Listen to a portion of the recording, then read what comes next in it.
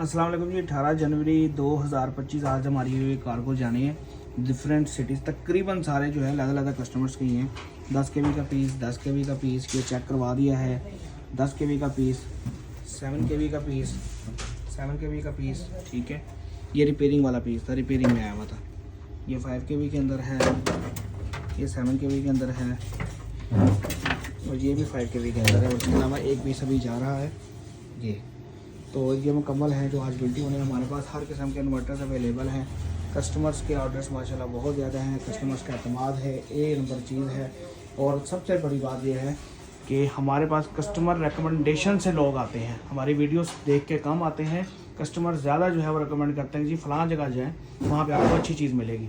अगर आप घर का सारा लोड कन्वर्ट करना चाहते हैं आने वाली गर्मियों में अपने सोलर के ऊपर, तो आज ही हमसे रब्ता करें। हमारा नुमाइंदा आपको मुकम्मल गाइडलाइन फराहम कर देगा। 0305 40 32 416।